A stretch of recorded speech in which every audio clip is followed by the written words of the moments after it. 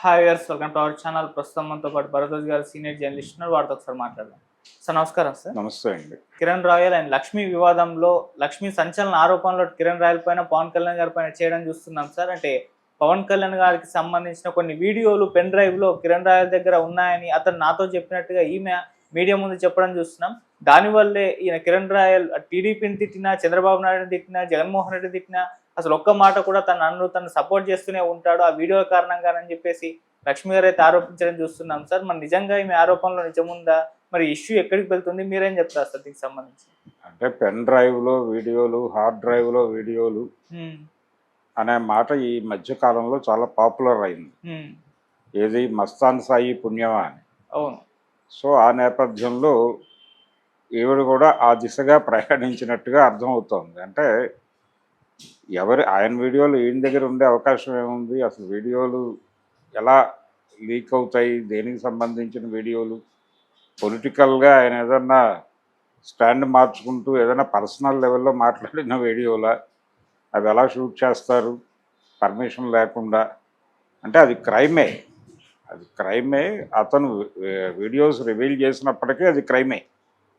వాళ్ళు కిరణ్ రాయల్ దగ్గర అలాంటి వీడియోస్ ఉండి ఆయన మార్కెట్లో పెడతానని బ్లాక్మెయిల్ చేసినా వారిని అరెస్ట్ చేసి చితక్కొట్టచ్చు అవకాశాలు ఉన్నాయి. ఇప్పుడు అవన్నీ ఒక రకమైన ట్రాషే.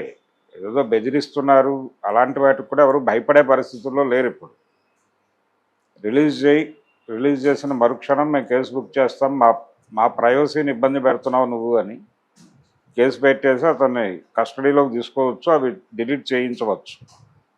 పెద్ద కష్టమైన ప్రక్రియ ఏం కాదు. గతంలో ఒక రకమైనటువంటి ఫాల్స్ ఇమేజెస్ ఉన్న రోజుల్లో ఇలాంటి ఫొటోస్ బయట పెడతాను, అలాగే నువ్వు నాకు రాసిన లెటర్లు బయట పెడతాను, ఇలాంటి బెదిరింపులు చేసేవాళ్ళు, బ్లాక్మెయిల్ నడిచాయి. కానీ అన్ని సందర్భాల్లోనూ అన్ని కుదరవు. పైగా ఇతను పొలిటికల్ పార్టీలో ఉన్నాడు, పొలిటికల్ పార్టీ పబ్లిక్ లైఫ్లో ఉన్నాడు. పబ్లిక్ లైఫ్లో ఉన్నవాడు ఒకసారి క్రిమినల్గా, అది కూడా పార్టీ నాయకుల్ని బ్లాక్మెయిల్ చేసే కల్చర్ ఉన్నటువంటి క్రిమినల్గా ఎక్స్పోజ్ అయితే వాడి జీవితం పొలిటికల్ ఏరియాలో ఎండ్ అయిపోతుంది. అందుకని అలాంటి ఏమన్నా ఉన్నా అతను ఎంఐతో మాట్లాడిన కంటెంట్ ఏమిటో ఎవరికి తెలియదు. వాళ్ళిద్దరి మధ్య ఘర్షణ నడుస్తోంది. ఆ ఘర్షణలో భాగంగా ఆవిడ రకరకాల విషయాలు చెప్పచ్చు, స్పెక్యులేటివ్ స్టోరీస్. నిజానికి ఆవిడ దగ్గర అదే ఆర్థిక లావాదేవీగా మాట్లాడింది ఆవిడ. ఆర్థిక లావాదేవీల్లో భాగంగానే ఆవిడ్ని ఇరికించే ప్రయత్నం అతను వాంటెడ్గానే చేశాడు అనేది అర్థమవుతుంది. ఒక కేసు, ఒక చెక్ బౌన్స్ కేసు, అది రాజస్థాన్ నుంచి వచ్చి అరెస్ట్ చేసి కస్టడీలోకి తీసుకోవటం, ఈ హడావిడి అంతా చూసాం మనం. అయితే వాళ్ళిద్దరి మధ్య ఆర్థిక పరమైన గొడవలు ఉన్నమాట వాస్తవం. అవి ప్రాపర్గా సెటిల్ కావడం లేదు. సెటిల్ చేసుకునే మూడ్లో అతను కనిపించట్లేదు.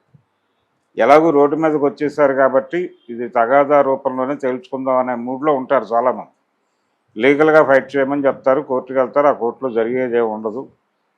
అది జరిగినా ఎప్పటికి జరుగుతుందో క్లారిటీలు ఉండవు. కాబట్టి కోర్టుకు వెళ్ళటం, కోర్టుకు పంపించడం ద్వారా ఒక రిలాక్సేషన్ పొందేటువంటి ప్రయత్నమే.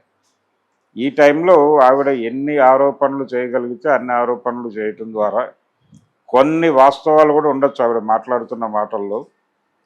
కొన్ని స్పెక్యులేటివ్ స్టోరీస్, అతను ఈవిడతో రిలేషన్ బాగున్న రోజుల్లో మాట్లాడిన అనేక అంశాలు ఆవిడ బ్రెయిన్లో ఎలా స్టోర్ అయి ఉన్నాయో అవి అలా బయటకు వచ్చేటువంటి సందర్భాలు చూస్తున్నాం మనం.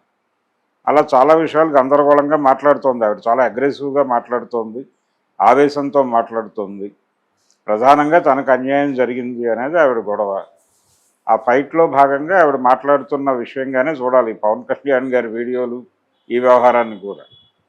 ఒకవేళ ఆవిడ కానీ అతను కానీ ఆ విషయం, అంటే అతను మాట్లాడాలి, ఆవిడ ఆల్రెడీ ప్రపంచం ముందు చెప్పేశారు కాబట్టి ఇప్పుడు బాధ్యత అతనిది. దానికి వివరణ ఇవ్వాల్సినటువంటి బాధ్యత ఉంది.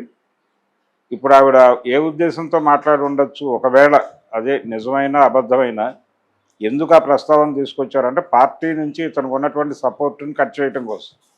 వాళ్ళు ఆల్రెడీ పక్కన పెట్టామని ప్రకటించారు. ఈ వివాదం తెగే వరకు ఇతన్ని ప్రధాన బాధ్యతల్లో మేము చూడదలుచుకోవడం లేదు అన్న పద్ధతిలో వాళ్ళు ఆల్రెడీ ప్రకటన చేస్తారు. కాబట్టి ఇప్పుడు కొత్తగా వాళ్ళ నుంచి ఏదో ఆశిస్తోంది ఈవిడ అనుకోవడం కాదు.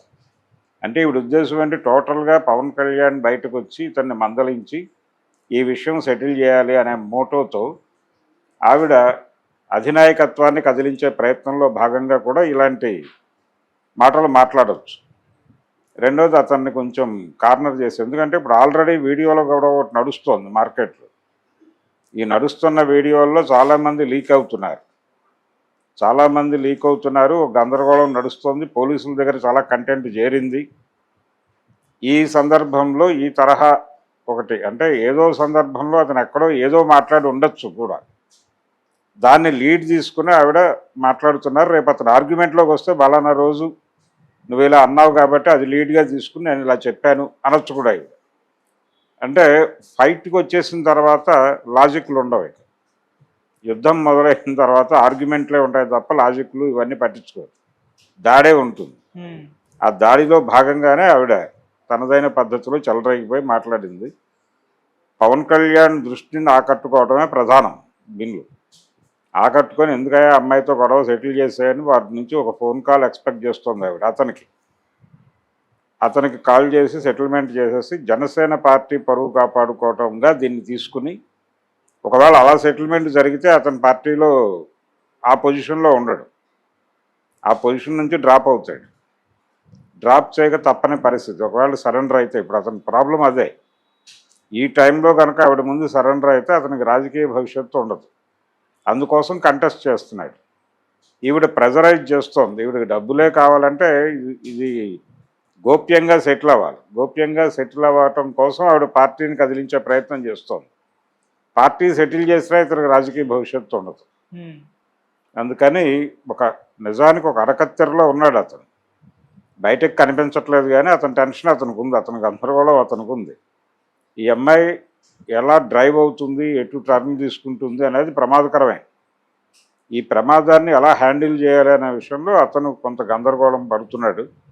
ఏదో పద్ధతిలో ఇది కొంత ఈవిడ ఈ హడావిడి చేయటం ద్వారా మధ్యలో ఒక చర్చా కార్యక్రమం కూడా ఉంటుంది. వీళ్ళకు మీడియేషన్ ప్రోగ్రామ్ డెఫినెట్గా ఉంటుంది.